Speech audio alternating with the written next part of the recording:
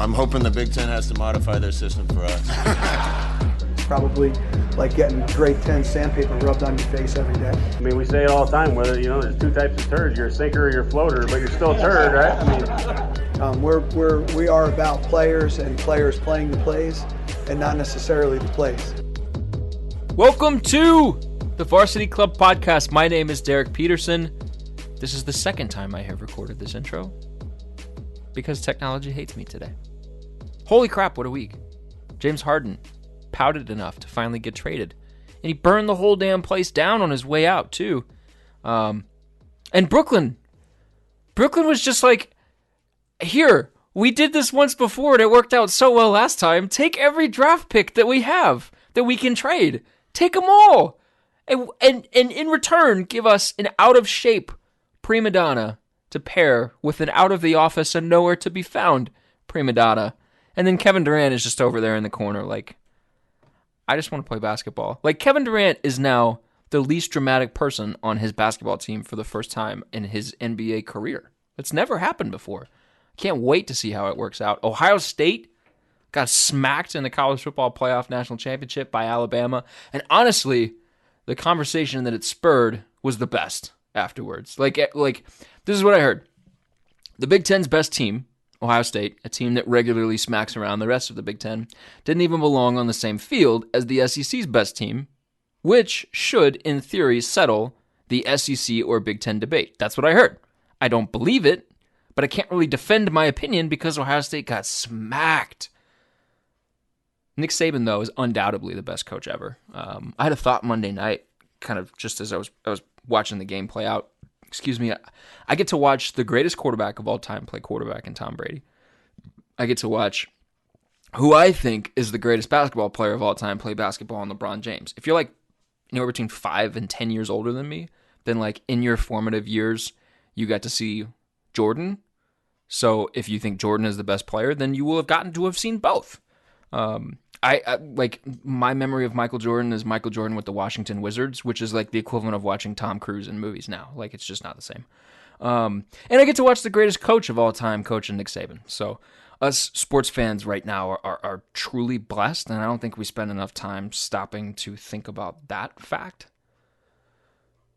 So that was what I was thinking Monday. And then been kind of from then on out through the rest of the week, it was just like, Nebraska, hello, we would like to be the center of attention. Nebraska was the center of attention this week, even though it hasn't played a football game since December 19th. It is never a slow day around here. Wando Robinson is out, which I made my thoughts on that known on the Straight Up Breakdown podcast this week with Greg Smith and Brandon Vogel. Greg was kind enough to have us on in Jay Foreman's absence this week, notwithstanding, because I am dumb. That is one of the best Nebraska football podcasts that you can listen to anywhere. It is a must-listen for me every week. Subscribe to it. I believe the link is hailvarsity.com/network. I think that's the link for you to go and find all of Hail Varsity's podcast offerings. We have a ton of them now. Brandon Vogel has his own, the IAD Preview podcast. Jay Moore has his own, the More To It podcast. Aaron Sorensen and Sasha Durkin have their own. Sasha. I don't have a speech impediment, I promise. Sasha Durkin and Aaron Sorensen have their own podcast. The Mind Your Own podcast. It's good. Listen to all of them. All of them are good. Oh, what else happened? Nebraska got a replacement for Wando Robinson, kind of, sort of, on the same day. Samori Touré, a 6'3" grad transfer from Montana, is coming to Nebraska. He'll be on campus this weekend. In his last full season, 2019, FCS level did not play. In 2020, they pushed it to the spring, which is probably why he's coming to Nebraska, because if they had played this past fall, he's probably going to the NFL right now. In 2019, he had 87 catches for 1,495 yards. He had 13 touchdowns. This is a dude with legit NFL chops. Hopefully, he's going to help this Nebraska team, this wide receiver room, this offense. I touched on him when I scored the wide receiver room this week. That series is up and running again on hailvarsity.com, the Scoring the Huskers series that I've done each of the last 3 years. So far, I've covered the wide receivers on Tuesday and the tight ends on Thursday of this week. In the past, I've kept them together. I split them up. I feel like the tight end room is probably if it's not the strongest room on the team, it's the strongest room on the offense. So I split them up this week. Moving forward, every Tuesday and Thursday will be a new one, a new group. Go read them. Nebraska also secured a transfer pledge from Marquis Stepp, a former 4-star running back from Indiana, who spent his first 3 years at USC. Stepp redshirted in 2018. Then he played sort of a secondary role in 2019 and 2020. He is a kind of downhill running back. The thinking is that he's a replacement for Dedrick Mills because Dedrick Mills is going to the NFL. He announced that this week. This isn't surprising. I've been saying since the season ended that I didn't see him coming back as a guy with NFL aspirations and really an NFL skill set. It made no sense to me. It would make no sense to get another year older as a running back in a situation that isn't letting you feature yourself fully. Nebraska could have used him differently, and maybe it will use guys differently moving forward, but we've got 2 years of evidence that suggests that he wasn't going to have 20 carries per game, that kind of a role in this offense for whatever reason. So he's moved on, and then Nebraska found out that Deontay Williams, Markel Dismuke, and Will Honus, 3 key starters from the defense, they're all returning for one more year, using the free year of eligibility granted by the NCAA. Those announcements sort of in conjunction with what we already knew, that JoJo Doman and Cam Taylor-Britt are both coming back as well. Nebraska will return 9 of its top 10 tacklers from a season ago on that defense.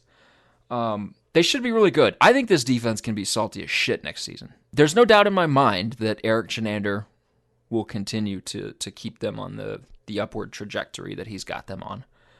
The other 2 phases of the game, though.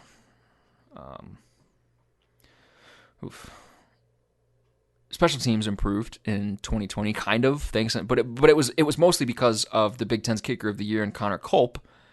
But it didn't improve enough to really make a difference, and as a result, Jonathan Rutledge is now out as the special teams analyst, pseudo-coordinator, whatever you wanted to call his role. Nebraska parted ways with him on Thursday after just 1 season. He was hired in February of 2020. It was always an interesting decision to me personally to hire an analyst and not an on-field coach. And I've said this before in a bunch of different places. It's not enough to talk about the importance of special teams. You actually have to prioritize it. And when you have a head coach who focuses solely on the offense and delegates stuff in the other 2 phases of the game, you really have to have someone who can be on the field and offer in-person, in-practice instruction if you want a bad unit to get better. Nebraska going from that, it had that, kind of, sort of, it had that with Jovan DeWitt, a guy who, albeit he was splitting his time as an outside linebacker coach, but he was a guy that could offer on-field instruction with special teams. It had that, and then it moved to a guy who was limited to setting up drills before practice and watching film after it. That was always going to be an interesting move because it didn't yield the results that Nebraska wanted. Now, I don't think that's completely Rutt's fault. He was directly responsible for 2 kickers coming to Nebraska, Connor Culp and Daniel Cherney. Culp won Kicker of the Year and was maybe Nebraska's most important player, so point in favor of Rutt. Cherney didn't play a single game because of injury. That's really tough to have when your only scholarship kicker is a guy that never plays for you. And I shouldn't say never because he's coming back. He'll have another year to try and get over the injury, but he didn't play at all. It's tough. And like I said, I don't think it's entirely Rutt's fault. It'll be interesting to see which way Nebraska goes kind of with this position moving forward, because like I said, it's just not enough to talk about wanting to prioritize it. But I think I covered everything. Did I cover everything? There was a lot that happened this week. I think I covered everything. Let's get to the people that you want to listen to instead of having to keep listening to my voice. I asked 2 folks to join me on the podcast this week. We will get to their interviews right now. The first is a coaching legend in the state of Indiana. He was a high school football coach for 28 seasons. 23 of those were spent at Cathedral High School, and 4 of those seasons he coached a guy by the name of Marquis Stepp. You may have heard of him. Rick Strife is going to join me, and we're going to talk about Stepp and kind of what he can bring to Nebraska. And then after that, I'm going to have another coaching legend on, and I think you guys all will love this one, Bob Stitt. Nebraska native, offensive innovator as a coach, longtime coach at Colorado School of Mines. and he coached Samori Touré at Montana. So he'll be on in a bit to talk about Samori. That's coming up. First, let's get Rick Strife on. Excited to be joined this week by Rick Strife, 28 years coaching high school football, 23 years coaching at Cathedral High School. Rick, thank you for coming on. How are you? I'm doing great. It's my pleasure to be here. So for anybody wondering, who is this guy and why am I hearing from him? You coached Marquis Stepp when he was in high school, Nebraska's newest running back addition, a USC guy. He announced that he was transferring to Nebraska this week. I hit you up. You were really gracious and agreed to come and talk to me about a guy you coached in high school. He was a really high profile recruit. We'll get into that a little bit. He went to USC, kind of here and there. He didn't really have a chance to be a feature back. And now here he is at Nebraska, kind of replacing Dedrick Mills. Dedrick Mills was a guy that came over with like 2 years left of eligibility, if I remember correctly. He's off to the NFL. I think maybe kind of the thought process when people talked about replacing Mills was that Nebraska would go with maybe a grad transfer running back, a guy who's going to be a stopgap running back because they have 4 freshmen in the room right now that'll be freshmen next year. Stepp has 3 years of eligibility. He's a guy that's going to be around for a bit. So let's start here. Who is Marquis Stepp as a running back? What is Nebraska getting? He's a downhill, between the tackles, power runner type guy. We ran a lot of inside runs with him. He's got excellent speed, but his forte will be power and strength. He's 6'1", 6'2", 235-pound running back that is physical and likes the physicality of the running game. And quite frankly, he's your kind of prototypical Big Ten running back. He's the kind of guy you see all over your league, and I think will fit in very, very well. Did you guys use him as a feature back? Did you use him in like a committee? How did you use him when you had him? No, he was our guy. He was his sophomore year. He was the starter from day one. As a matter of fact, we had a senior kid who ended up backing him up. But there was very little doubt who was our best running back in that group. And he had a hamstring issue for a couple years that really limited his junior and senior year. That has all been remedied. And but he really, we were an I-back team, played a little bit in the gun, but we were a two-back, kind of a traditional football team, especially with him. And he very well would have been the all-time leading rusher in the state of Indiana, at least for been up there in the ranks if it hadn't been for the hamstrings. But he got those fixed, and I think he's ready to go. He had an ankle thing that kind of hampered him at the end of 2019 and then into 2020 with USC. How much of his USC career did you get to watch and follow, and how often did you get to talk to him? We text back and forth on a pretty relatively regular basis. When I could stay up late enough to catch his the West Coast games, I'd watch him play as much as he can. But he wasn't at USC. He didn't fit the room with the other guys in the room. And if you look at the Pac-12, they play with smaller pass catching kind of guys, and that Markese is a power back, and so he ended up out there for a couple different reasons. But I kind of felt like I was kind of hoping he'd always return back home. But good ball player, great kid. You talking about the way you guys played, two-back, I-back style, power run. That's Nebraska of the 1990s and the early 2000s. It's not necessarily Nebraska right now, but I think they're kind of in this. I think they're kind of in this in-between area of what do we want to be? Do we want to be the spread kind of really quick guys that we had at UCF in the American Athletic Conference, or do we want to be more like the Nebraska of old? And I think one of the things that maybe the last couple of years will kind of push Nebraska towards is being more of a run-first team. It sounds like that fits right into Stepp's wheelhouse. You talked about him not necessarily fitting the room. How well do you think he fits the room for a team that wants to be power running, that wants to be run first? Yeah, it very, very much so. Again, he was looking at Wisconsin. He'd fit in very, very well at Wisconsin. Any of those Big Ten schools where running the football is a premium, Markese would be a perfect fit. Again, he's going to get you the tough yards. He's going to be great on the goal line, which is kind of really where USC used him the most. But I think the reality is he can be a first and second down back and get you those 7, 5, 6, 7 yards when you need it, and those 2 or 3 tough yards when you really have to have it. We kind of talked about this a little in the opening. He was a 4-star kid coming out of high school, 34th ranked running back in the 2018 class. I've got it written in my notes. He had 23 offers to places like Notre Dame, LSU, Georgia. This is a really talented kid and a highly regarded kid coming out of high school. At USC, he didn't get the chance to be a featured back. Does he have that in him at this level? Oh, I think so. He could be a 20-plus carry back if fed the ball. We had multiple games where he was closing in on 30 carries, and we didn't do that an awful lot with him.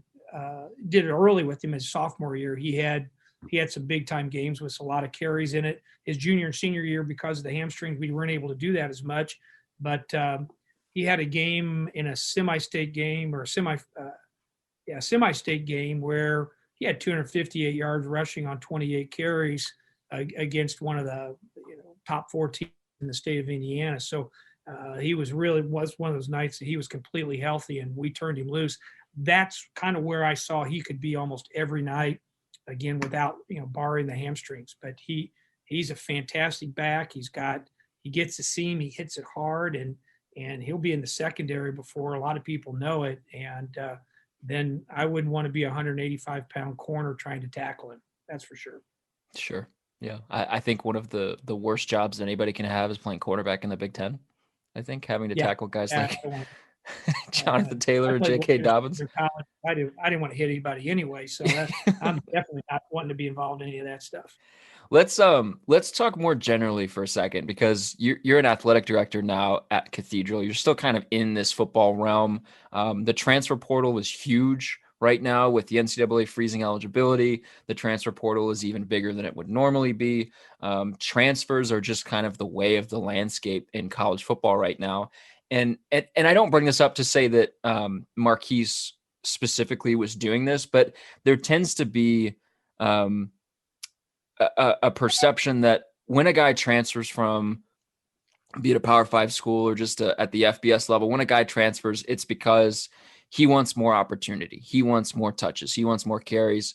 And there seems to be sort of this knock on sort of this newer age of football, college football players that, well, it's guys that don't necessarily want to compete or guys that don't necessarily want to sit and develop for 3 years or whatever. My question for you is, as a guy, you coached for a long time. You've been at the high school level for a long time. Is there a way that you can coach competitiveness with your team, with your players? Is there a way that you can coach guys to be more competitive, or like, where do you kind of fall on this? Like, guys are going into the portal because they're not seeking competition. I think there's a little bit of that with some of the guys, particularly with quarterbacks. They see the writing on the wall that they're not going to get a chance to play, and they want to play. So they move to a spot where they have an opportunity to play. Like Marquise's situation, he just wasn't going to get a chance to blossom like he possibly can because the system didn't fit him. So he's moving someplace where the system fits, where even if he has to rotate for a year or even 2 years, Marquise is a guy that'll do that. And I think if you look at even let's take Alabama, for example, the quarterback at Alabama. There's a guy that he waited his turn, he bided his time, he worked in the system, he learned, he matured, and then as a senior, he was a Heisman finalist. A fantastic guy. So there's still guys out there, and there are still programs out there that, if handled the right way, those guys don't fall into those transfer portals. And you look at the Ohio States. You get a few of those guys that are there, like a Joe Burrow that transfers.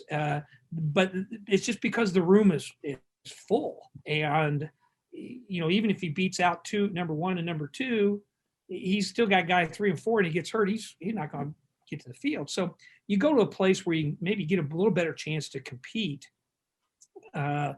just because. But some of those bigger name schools, you watch some of those guys hang in there, and they fight the fight. I think kids are a little bit different from that standpoint too. That we even see it here at the high school level, where kids will transfer because they think the room's too full for them instead of hanging on. For example, our 5A state championship quarterback this year is a kid that played wide receiver last year. He waited his time. We had a 3-year starter. Bam, he fits in the system, and bam, away he goes. But he played other spots, and you see that happen. Quarterback at Florida went out and played wide receiver, if I'm not mistaken. If I'm putting the right school together, but I know there was a guy that had been the starting quarterback, and they moved him to wideout, and he ended up playing one game at wideout and was fantastic. So you never know what's going to happen with those guys. Logan Thomas, who plays for the Redskins now, tight end, played quarterback in college. You see it all over the place, even in the pros. And one thing I think too that will maybe speak to Marquise's mindset is that Nebraska's got 4 freshman running backs in the room right now. So it's not like he looked at Nebraska and said, this is a place that is kind of bereft of running backs, and then I'm going to be able to step in right away and carry the ball 30 times. It seems like he's going to be a guy that's coming here to compete. Well, and he was looking for a place that uses his skill set, and circling back to the Big Ten was the best place to find those kind of kids. He's going to see similar people to him in the room that he's going to in Nebraska, or whether it be Wisconsin or any of those other places. But yeah, that his skill set fits the Big Ten much better than it did the Pac-12. Yeah. Now, if this question takes you a second to think about, that's fine. What's the best Marquis Stepp story that you've got? He is. We were playing sophomore year. It's the number one. If you pull up his huddle highlight film, it's the number one play on his huddle highlight film from his sophomore year. But we're playing at Victory Field, which is the minor league baseball team in town. So think of the old-fashioned Oakland Raiders with the infield and playing on the dirt and all that stuff. So we're playing a football game on a baseball field, and Marquise, we run an inside play. He hits a seam, and he just outruns the 2 defenders of the team. Well, one of those defenders is a guy named Jeremy Chin, who starts for the Carolina Panthers now in the NFL, and he runs right by him like he's standing still. And I vividly remember watching that on Friday night after the game was over, and I thought, oh boy, we've got somebody special right here, because we just don't have kids that do that around here very often. And I coached the all-time leading rusher of the state of Indiana at one time, over 8,000 yards rushing, and Marquise is much, much better than my boy Otis Shannon. I love Otis to death, but nah, Otis, you're not as good as Marquise. So what kind of guy is he off the field? Is he soft-spoken? Is he to himself, or is he kind of the life of the party, so to speak? How would you describe him? He's not a life of the party guy. He's a get along with everybody kind of guy. He could get along with all the folks in the locker room. He'll be a great locker room guy. He's not going to be your biggest rah-rah guy, but he'll be a great guy in the weight room. He'll be a great teammate. On the field, he plays with passion. He gets excited. If there's the one highlight of him high-fiving Reggie Bush in the end zone, gets him a 15-yard penalty at USC when he scores a touchdown, I think against Notre Dame. But he's passionate on the field, but he's also a pretty quiet, soft-spoken, well-mannered young man. Nose to the grindstone kind of guy. Absolutely. Yeah. A little bit of salt of the earth kind of guy you want to go to war with. Cool. Very cool. Well, I'll let you get back to your day. Be respectful of your time. Thank you so much for coming on the podcast and sharing some Stepp knowledge with us. Yeah, my pleasure. And I'll be actually picking up and watching the Cornhuskers a little more often this year. Yeah, it's not exactly Pac-12 after dark. You'll have to wake up a little bit for it. I'll be all right. I can make those games. Yeah, it's Big Ten at 11 a.m. We got to find a catchy way to say it. So, thank you, sir, for coming on. Appreciate you. Yeah, my pleasure. Good luck. From one legendary high school coach now to one legendary college coach, I have Bob Stitt with me. Bob, when I told my editor I was going to have you on my podcast, I heard one very big, loud Stitt. You are the father of the fly sweep, according to your Wikipedia page. A longtime coach at the Colorado School of Mines. You coached at Montana, where new Nebraska transfer wide receiver played his ball. He was an FCS All-American at Montana. Bob Stitt is joining me. Bob, how are you? I'm doing awesome. Thanks for having me. Thank you for coming on. So you're in Denver right now. Is that what you said? What's the weather like out there?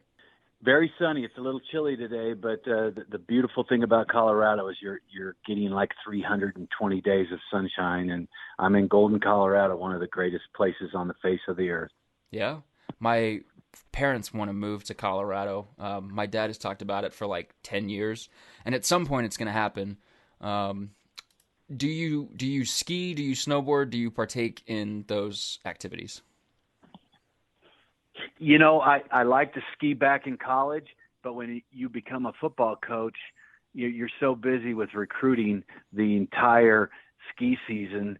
And then when recruiting gets over in February and you get signing date over with, you don't feel like doing anything, and so skiing just kind of took a back seat and football just kind of took over my life. And when you get a break in football, you don't want to do anything. You just want to relax at home. Spend some time with the family. I get that. I tried snowboarding. Absolutely. Like one time when I was younger, and I crashed into a tree and then I crashed into a fence. And that was enough with the snowboarding for me. So let's talk football. You have a very unique insight into Nebraska's newest wide receiver. He's coming over as a grad transfer, Samori Touré. You recruited him. You coached him. So let's start here with this. What kind of player is Samori? What's Nebraska getting? Well, I think they're getting a great player, and it's an interesting story with Samori. It was probably the middle of January, and Dan Hawkins, a former Colorado head coach, called me and said his son Cody was coaching in Portland at a high school, and I should take a look at this guy and take a look at one of his players, actually. And so I was like, Hawk, how many Division I players are available the middle of January? Signing date's right around the corner, and so this guy's got nothing. And he's like, just take a look at him. So I watched the tape and was very impressed with what Samori was doing on tape, but still, it wasn't enough to pull the trigger. So I took all of the recruits that we were interested in through a structured interview, and I got it from a company that my best friend he founded, and it's Octus IQ, and they taught me how to do a structured interview to find out if these kids had the proper traits and intangibles to be great at the next level. And so I did an interview. It was probably a Wednesday, and Samori just blew it away. And I'm like, holy cow! I got my director of football operations on the internet, and we booked him a flight for that weekend. Cost us like $1,200. Brought him in, really liked him in person, offered him a scholarship. And and the funny thing is now I am working for Octus IQ. I'm out of football now and working for my best friend Troy, and Octus is located right there in Lincoln. And it's very similar to the interviews that Coach Osborne used to do when he was the head coach. And I just fell in love with it. It was a great tool. And so we get Samori, and we don't really know what we're going to get. We have a good idea, and we redshirted in the first year, and then that second year he broke out and we knew he was going to be something special. He was still young, but this kid has everything you're looking for as far as the intangibles go, and then physically he just continued to grow. And he runs like a gazelle. When you see him, you're going to know what I talked about. He's got great ball skills and body control. So I'm excited. Being a Nebraska guy, born and bred, in Tecumseh, Nebraska, I'm excited to see the Huskers have one of my guys. So let's talk about this interview. Can I ask you, what are some questions that get asked, or is this like asking you to reveal state secrets? Can we talk about this? Yeah, well, they're really good questions. There's 60 of them, and you just fly through them. And if kids try to tell you what you want to hear, they're not going to do great on it. And, I can't go into the questions because it's something that we don't want to give those up, but they're really, really interesting questions. And there's certain ones that when you ask them and they give you what you're looking for, you're like, man, this guy's really, really special. And, you're on the phone for 45 minutes to an hour with a kid, and they really open up to you, and you really get to know them, other than just the questions. You feel like you're friends by the time you get done. And Samori was really good. And that interview is it's not easy. There's a lot of tough questions, and really makes them think. And it's something that our company now does to hire salespeople and assess salespeople for companies.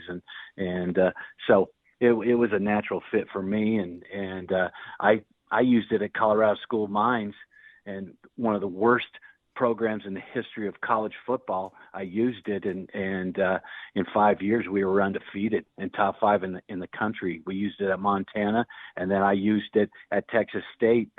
And our first recruiting class, we only had 2 weeks to recruit them. We brought in these offensive kids, and they had 5 all-conference players this year, and 3 of them were my recruits that I interviewed. So they fired me and said I couldn't recruit, but then 3 of the 5 all-conference guys were mine. So go figure. It's usually how it works. Yeah. He came to you guys as a 2-star recruit in 2016, 6'3" kid. I had him described to me by somebody that covered him out in Montana as a vertical threat who's also a possession receiver. 2019 was really kind of his big year. The numbers kind of really jump off the page. He had 1,400 receiving yards that season, which was a single season record, I believe, at Montana, to go with 87 catches. Did you? So it sounds like you saw that player in there before he kind of broke out in 2019. Did you expect him to be able to be, a dominant number 1 receiver when he got on campus? When he got on campus, we didn't know that. But after that second year, after his redshirt year, he just started making plays. And the way we always ran our program, we always had these older kids that were established, and the younger guys kind of had to work their way into playing time. And he was a real strong backup for us that first year. And then basically just as the year went on, he got more touches, and he could do anything. He could play in the slot. He could play outside. You just wanted to find ways to get him the ball. He could really put his foot in the ground. A lot of vertical guys, they can really run, but they can't make people miss, and they're not really who you want, inside in the slot. And Samori could play anything. Is he a guy that can, say, take like a little quick hitch or a little swing pass and make something big out of it? Absolutely. He could take those little smoke routes. You saw Alabama doing that early in the national championship game, just trying to get it to their Heisman Trophy winner, and you just a little play action and pop it out there. And multiple times Samori take those for 30 yards. Where a normal receiver, just an average receiver, it might have been a 2-yard gain. So he can do those types of things. Then also, try to knock the top off the coverage, and he can go deep, and that's something that not every kid has, and that body control and the ball skills to do that. And I'm telling you, wait till you see him this spring, run. I tell everybody he runs like a gazelle. How would you describe him from a teammate standpoint, from a competitiveness standpoint? Great teammate. Those are the things that we find out from that structured interview of what type of guy is he? How much does he love football? Is he going to be a great teammate? And Samori was one of those guys that he always just came to work every day, came to practice, and he didn't say a whole lot. He wasn't a boisterous guy. He just got his work done, and everybody loved him. His teammates loved him. So I think he's the type of guy that will handle transferring into a program very well, that people will appreciate his work ethic and his skills, and he won't try to, he's going to earn the respect and the trust from the other people. And so I feel really confident about that.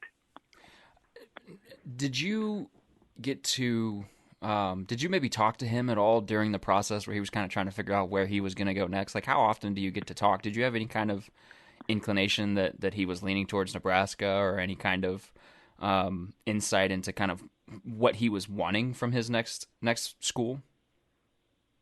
I didn't talk to him. We text back and forth, and I basically, said good luck with whatever you choose to do. So I didn't really have any insight on what was going on in the process. And then when he made the decision, I was fired up because, my friend Troy Canner, the CEO of our company, has a box at Memorial Stadium. So I'm going to be driving out there and watching some games. Yeah, you'll be able to watch them a little bit. Yeah, absolutely. This is not about Samori, kind of just a general question, because I asked the guy that was on previously. I asked him kind of a question about the transfer portal too. As a football coach, like, what do you think of the transfer portal, the way it's being utilized right now, and just kind of the impact that it's had on college football? I don't love it. I think there's some situations that the NCAA could take a look at that a guy should be able to transfer, but I just think it's wrong for kids. They have one bad day and they're upset at this or that, or they don't think they're playing enough, and then boom, they're in the portal. And I felt like free agency kind of ruined NFL football as well, where you had these teams that you grew up cheering for as a kid, and guys played for these teams forever, and now you don't even know from year to year who they are. And it's just basically free agency now in college football, and it's changing it. It's not the same thing.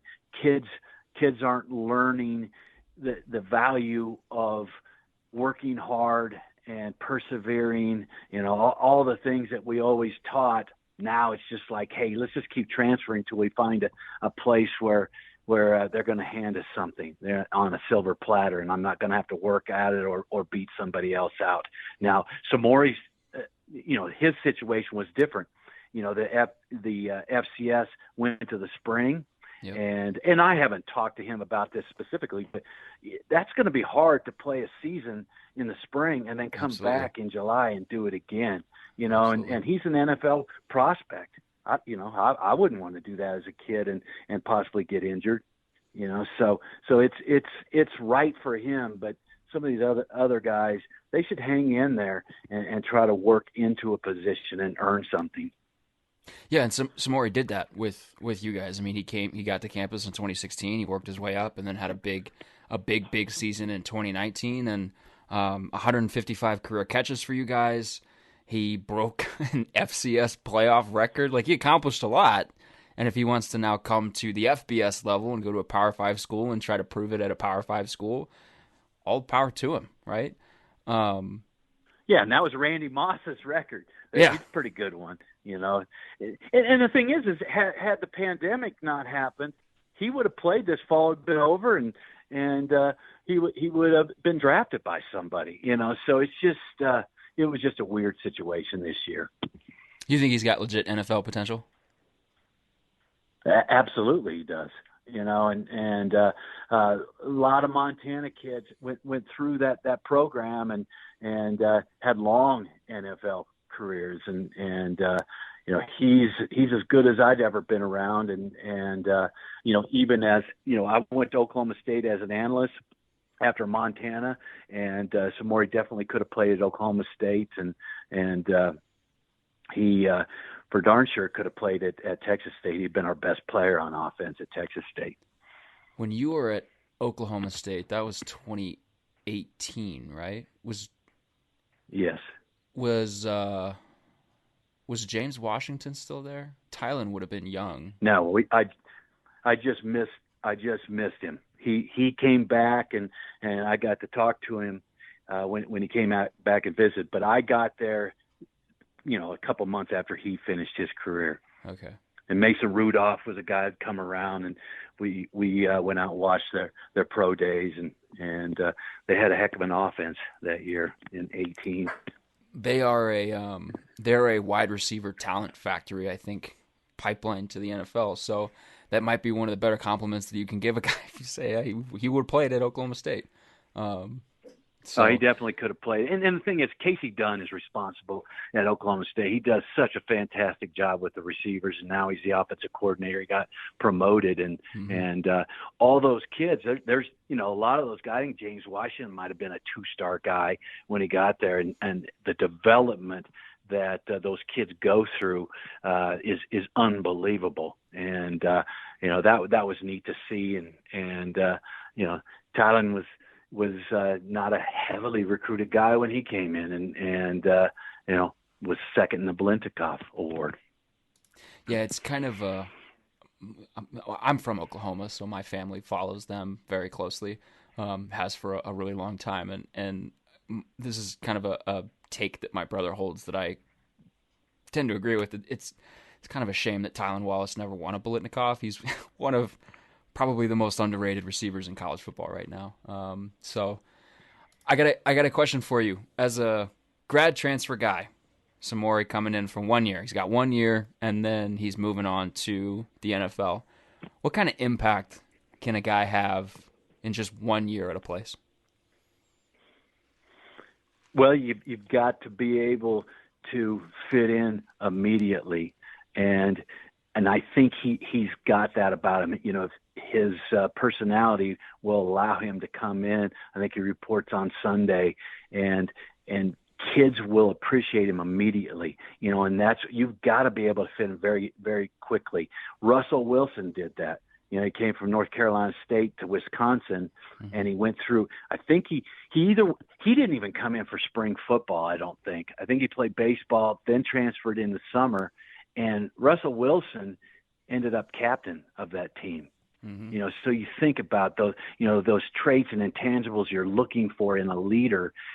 Russell had that so quickly that those guys vote him captain, and I think Samori's got that same type of personality where people, I think everybody in Nebraska are hoping that he's everything that we're talking about, and when he comes in and proves that he's got some substance to him and some toughness, some grit, and he'll be a great teammate. I think they'll really rally around him, and he can have a huge impact.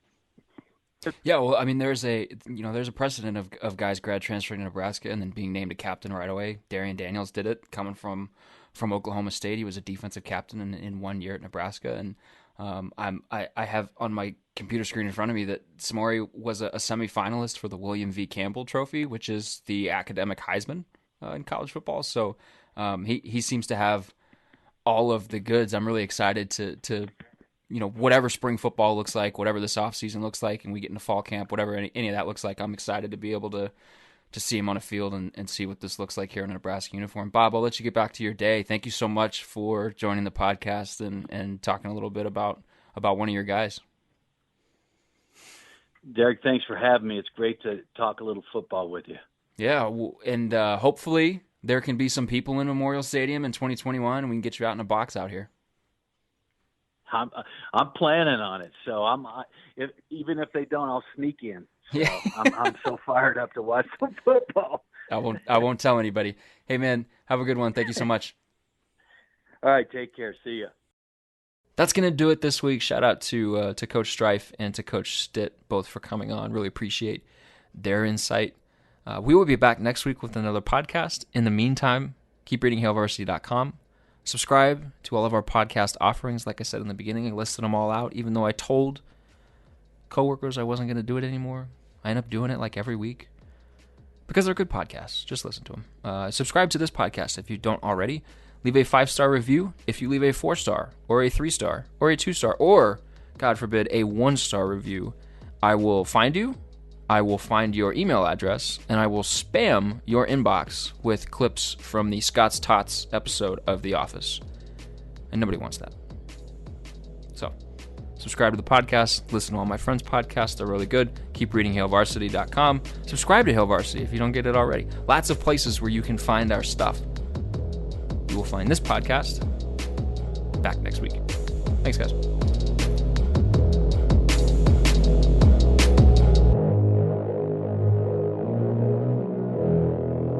A Hurrdat Media Production.